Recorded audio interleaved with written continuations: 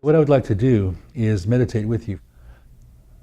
Meditation is, after all, an experience-based language.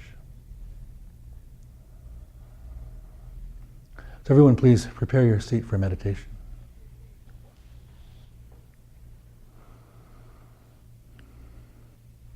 The basic seat of meditation falls along the lines and expresses the architecture of the form. Spine is straight, not in a military ramrod sense, but stacked to gravity. You should feel a line drop from the crown of the head down through the center of the chest to the base of the spine. It's like a thread of a spider web. And to open the meditation, you begin to work the shuttle of the loom, driven by the breath. The breath of meditation is called the bellows breath, and that is because you treat the body like a bellows. When you want to charge a bellows, you expand it, and you fill it with air. When you want to discharge a bellows, you compress it. The bellows breath is thus: by controlling the breath with the solar plexus, you expand the solar plexus, very physically so. That draws the breath in. You simply expand the muscles at the solar plexus. That expands the rib cage, and the breath draws in just like a bellows. You wait a beat, and then you squeeze the solar plexus, pushing the breath out.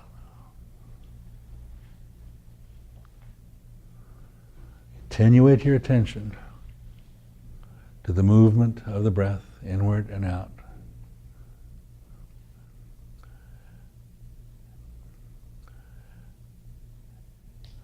What you'll find is that is the portal from one level of attention to a deeper level of attention, to a deeper.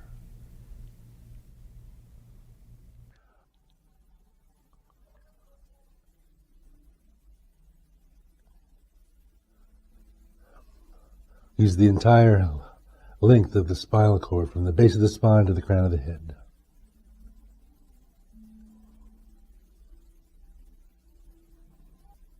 What is prana? But it's the electricity of life.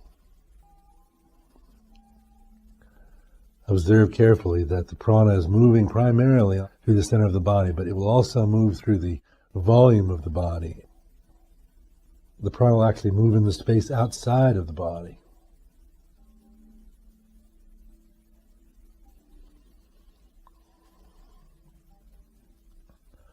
One of the things about the movement of the prana is to note the connectedness of the prana with inside the body and the prana flowing through the infinite creation.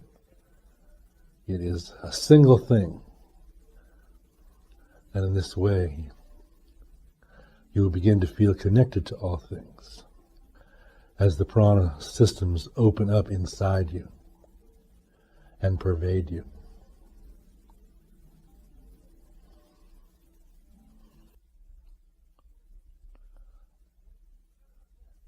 It's important to understand that the prana is one of the first expressions of the Kundalini. One of her first faces. As the prana becomes very lively, very aroused, the Kundalini becomes very lively and aroused. A very strong relationship between the subtle body of the prana and the Kundalini and the physical body is generated.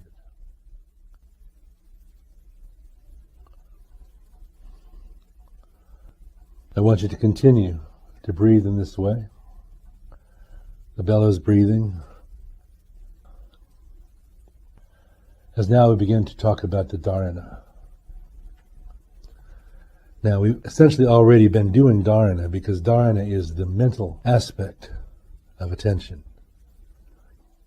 In this component of breath exercise, dharana is that component of attention that is generated by the combination of the mind and the will in the form of concentration. In dharana, it is important to understand that attention is a reflex of the mind. And the nature of dharana is one of apprehension, the seizing and capturing of an idea with the steady burn of attention that is apparent in concentration. In other words, to keep your mind focused on a single subject over the course of several minutes or several hours without allowing it to wander is dharana. So this is very much taking that component of attention that is the combination of one's willpower, one's mental reflex of attention, and focusing it in a form and reflex of concentration and apprehension. Apprehension is the word used in philosophical texts to describe concentration. Because when we concentrate, we drive our attention in a single line towards the subject that we are concentrating on, without turning left or without turning right. In this case, the object of our attention is the breath. When the bellows breathing is moving in, it is descending. When the breath is moving out, the prana is ascending.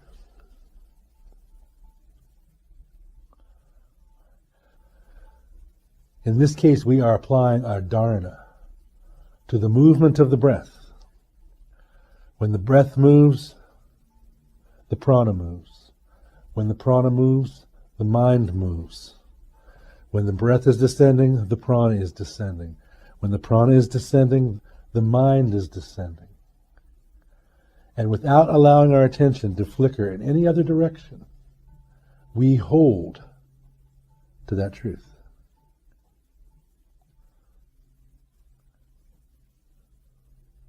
An example of dharana in everyday life was that if a farmer has a large field, on one side of his field there is a stream or a lake. And on the other side of a field he has a fruit tree that he wants to be watered every day.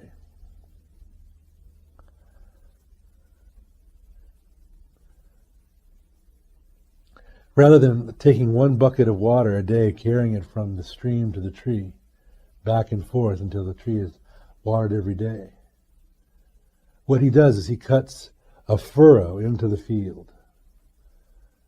A straight line, an exact straight line, from the stream, across the field, to the tree. The furrow is exactly 2 feet wide and 1 foot deep.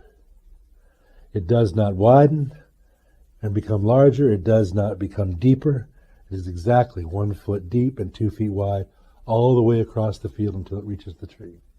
It does not turn left. It does not turn right. That picture is a picture of dharana. A steady flow of attention, a steady flow of water from the stream to the tree. The water is neither going fast or slow, turning left or right, stopping anywhere.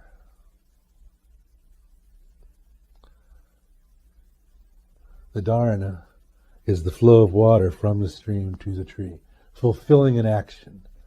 In other words, the water has captured the tree and ground around the tree is becoming deeply watered.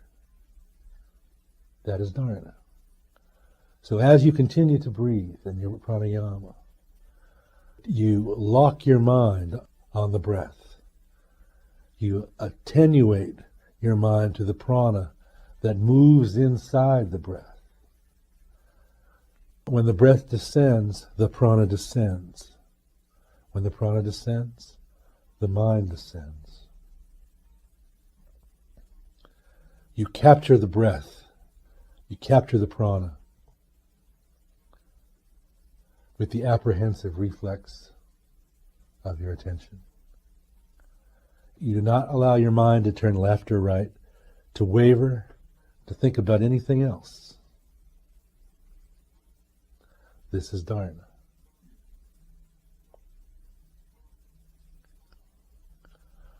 Because you understand the reflex of attention is the energy of the water.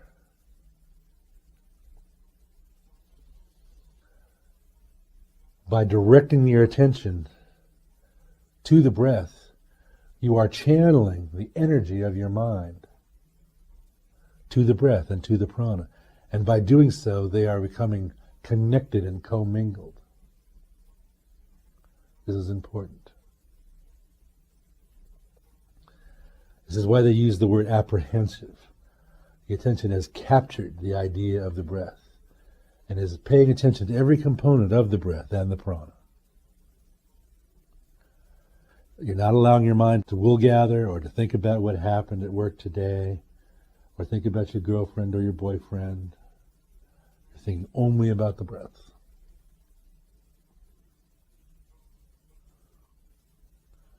And by doing so, you're directing the power of the mind into the essence of the vitality that is prana. What is prana? But it's the electricity of life. And by directing the power of the mind into that vitality, it's like mixing elements of wind and water to generate thunder and lightning. In other words, the power of the event grows exponentially. See how it seems to build. It's the power of the prana and the mind commingling.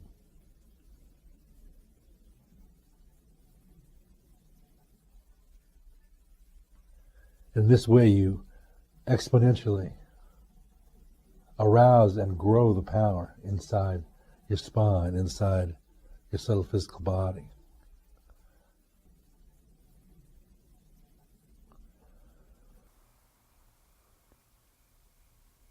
I mean, you breathe air every 6 seconds.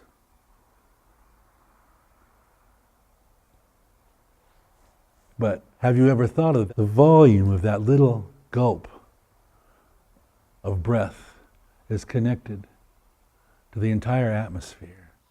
And for that 6 seconds, the entire atmosphere is inside you.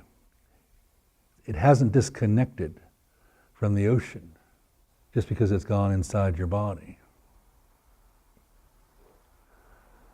By taking advantage of this, you can use the absolute integration of the molecules of the atmosphere to integrate yourself. It starts with the breath.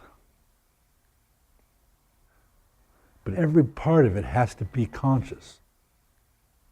It doesn't take very long. By attuning yourself thusly, you can feel the throb of the volume of consciousness of the atmosphere. The currents and waves, throbs, and sheer pressure, sheer weight.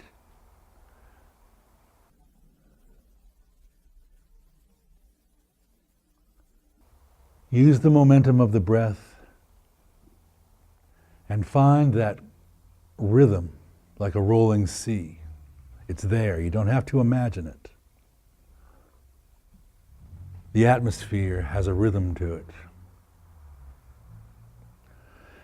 And the fluidity of the atmosphere in relationship to the firmness of the earth has a resonance. And you use your subtle consciousness to tie in to that profound stream, that profound rhythm. Deep and abiding,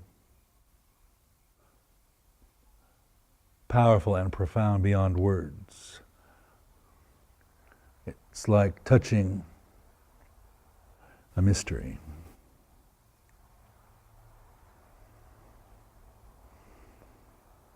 Don't allow your attention to wander. Stay in this matrix between the physical, the subtle physical prana, fabric of the mind, the deep ocean. The masters of consciousness essentially have used the dynamics of breath, of concentration, of meditation, not to discover some mysterious reality hidden somewhere, but to plug into reality itself. This is the doorway through.